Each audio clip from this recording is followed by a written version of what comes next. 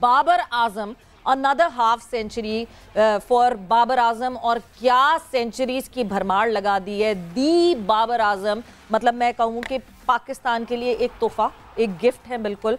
और ये कोई छोटी बात नहीं है कि 5000 रन जोड़ देना, 17 जिसमें जो है वो सेंचुरीज हों at an average of 60 is no joke at all. So Babar Azam is a blessing for team Pakistan, and Babar Azam should definitely realize कि ये जो golden time frame है उस पर पूरा lucratively जो है वो उनको उस lucrative time frame को totally अच्छे से जो है उसको avail करें। और जहाँ मैं ये list देखती हूँ तो look at the legends that he is among now, और फास्टेस्ट यानी 97 इनिंग्स में हाशिम आमला हैं जिन्होंने 101 इनिंग ली थी 5000 रन करने के लिए। सर विवियन रिचर्ड्स हैं जिन्होंने 114 इनिंग्स ली थी। विराट कोहली ने भी 114 इनिंग्स ली थी 5000 रन करने के लिए, एंड डेविड वार्नर ने 115 इनिंग्स ली थी 5000 रन करने के लिए।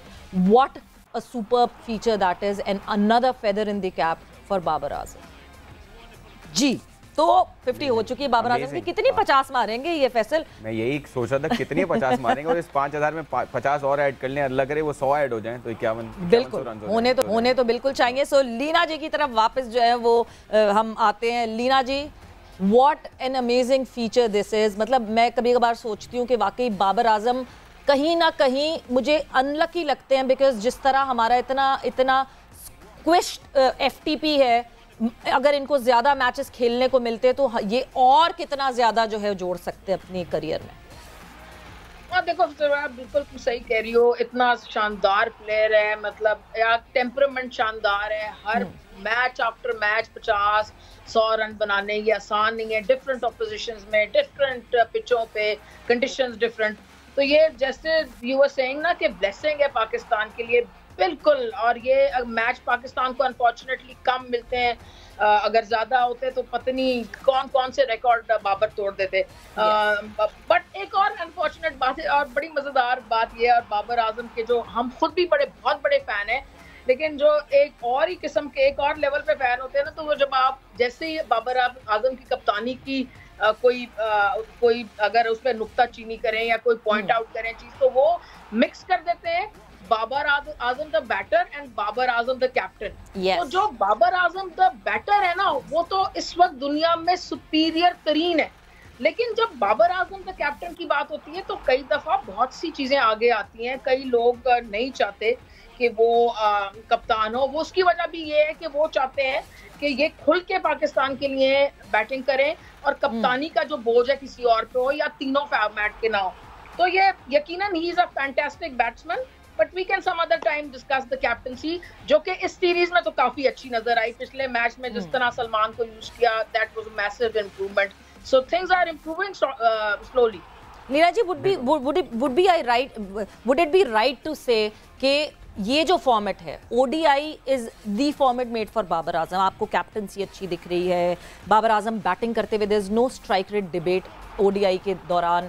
सो मुझे लगता है this is the ideal format for Babar Azam. Absolutely well said. मैं भी हमेशा यही कहती हूँ कि ये वनडेज का कप्तान इसको बाबर को बिल्कुल रखा जाए। टेस्ट और जो T20 की कप्तानी है या तो रिजवान को दे दें, तो he is also done well, और टेम्परामेंट भी अच्छा है। हमने मुल्तान सुल्तान के लिए देखा कि कई दफा बहुत डिफिकल्ट लम्हों में वो शानदार कप्तानी करते हैं और उसके जरिए मैच जीत जाते हैं।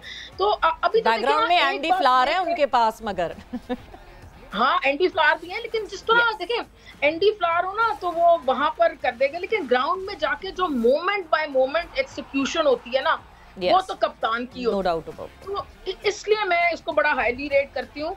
और बड़ी अच्छी बात आपने की है, पर्टिनेंट बात की कि इसको तो जरूरी होना चाहिए।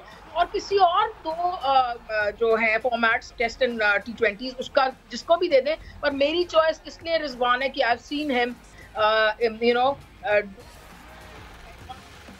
में भी स्लोली। देखें जब वनडे में, देखिए टेस्ट और वनडे जो ना बड़े करीब फॉर्मेट्स हैं दोनों। इतना उनमें गैप नहीं है जितना टेस्ट और T20 में।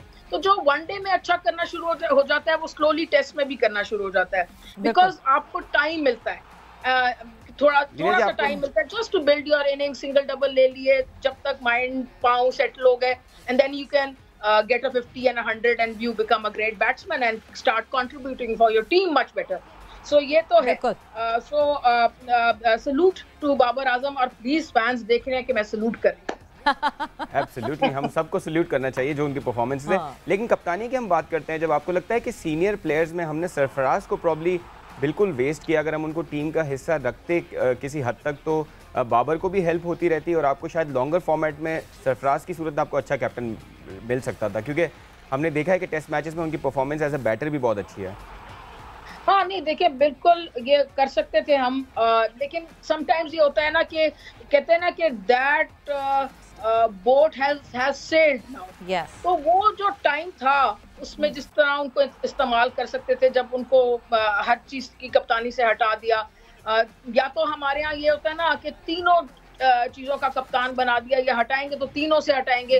अभी जैसे सवेरा और मैं बात कर रहे थे कि अगर बाबर आजम को वनडे का कैप्टन रखें तो जबरदस्त है, लेकिन मैं आपको एक बात बताऊं, अगर इसको हटाएंगे तो सबसे हटा देंगे, और अगर लगाएंगे तो सबका लगा देंगे. तो सरफराज के साथ भी यही हुआ. चैंपियंस ट्रॉफी के बाद उनको अगर थोड़ा सा स्लम्प आया था उनका एज अ कैप्टन या एज अ बैटर, तो थोड़ा सा असेस करके उनको एक किसी चीज का कप्तान रख लेते, एंड फिर वो स्लोली ही वुड हैव कम अप.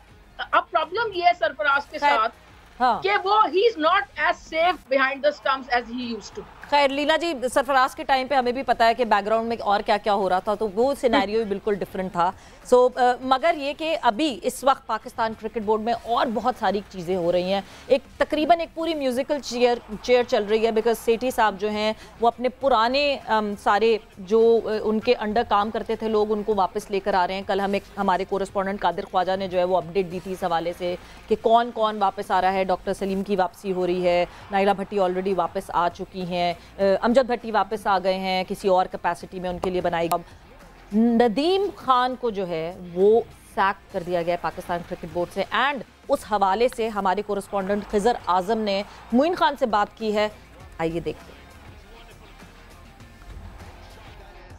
जी बिल्कुल, पाकिस्तान क्रिकेट बोर्ड में एक जानिब पुराने लोगों को जो है वो बाहर किया जा रहा है, तो नए लोगों के लिए काफ़ी ज़्यादा नए नए ओहदे क्रिएट किए जा रहे हैं. पाकिस्तान क्रिकेट बोर्ड में आना और जाना तो लगा ही रहता है, मगर गुज़िश्ता रोज़ नदीम ख़ान के हवाले से पाकिस्तान क्रिकेट बोर्ड से ख़बर आई कि उनकी भी मियाद जो है वो अब ख़त्म हो गई है और नदीम ख़ान को पाकिस्तान क्रिकेट बोर्ड से फ़ारिग कर दिया गया है. जिसके बाद सूरत हाल कुछ ये है कि नदीम ख़ान के हवाले से कुछ ऐसी ज़राए से ख़बरें आ रही हैं कि उन पर करप्शन के इल्ज़ामात हैं या कोई करप्शन की है, या फिर उनके हवाले से कोई इंक्वायरी बिठाई जा रही है. तो नदीम ख़ान तो इस वक्त पाकिस्तान में मौजूद नहीं है. मेरे साथ मौजूद हैं साबिक कप्तान, साबिक चीफ सेलेक्टर मोइन खान.